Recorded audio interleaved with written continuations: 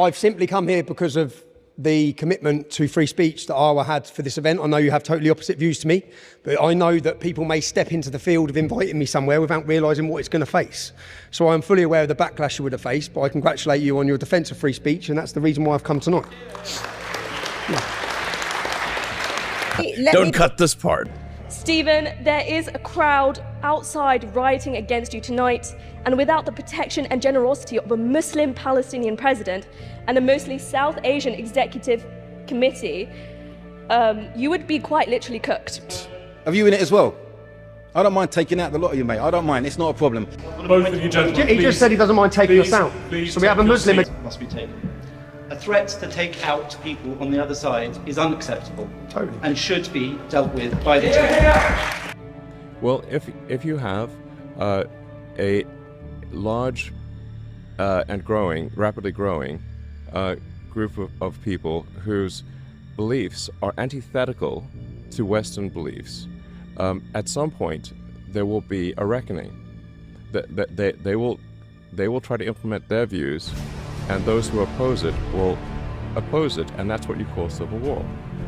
And obviously, this is the trend.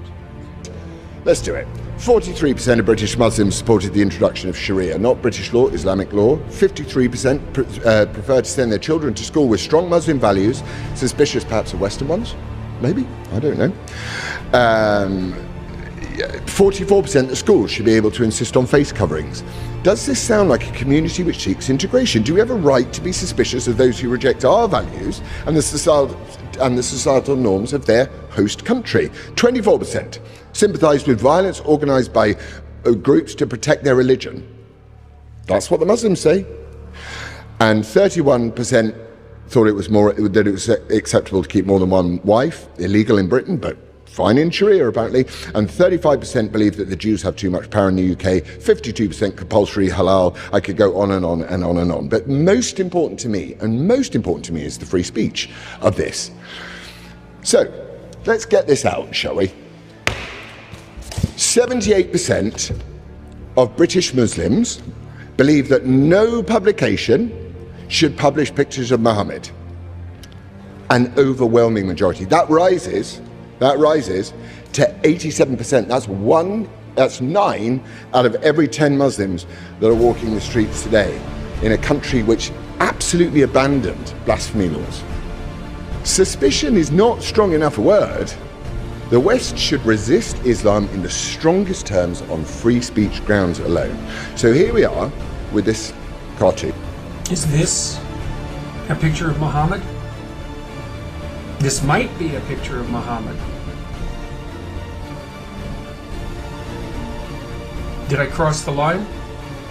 There are very, very, very many verses in the Quran that talk about peace and love and happiness. It's just all we get is the bombs, the running over, the knives and the beheadings. So I'll move on if that's all right. Thank you very much. Can we at least agree? Executing prisoners of war, including young boys, carrying out ethnic cleansing of Jews and Christians from the lands, or marrying and having sex with a little child when Muhammad was 53 years old. Can we at least agree today? Muhammad was not and is not the perfect example for mankind, nor is he an exalted example of moral excellence. Quite the opposite, in fact. Because if we can't agree this, then the West is right to be suspicious of Islam. Because of what the sacred text says, because of how millions of Muslims interpret the sacred text, because of how Muhammad's life is held up as the perfect example, not back then, but now, for all Muslims to follow. That's the problem. They don't recognise any of the problems and see anything wrong which Muhammad done. So, ladies and gentlemen, if you care about gay rights, if you care about women's rights, if you care about children's rights, if you care about human rights, or if you care about free speech, I urge you to support this motion.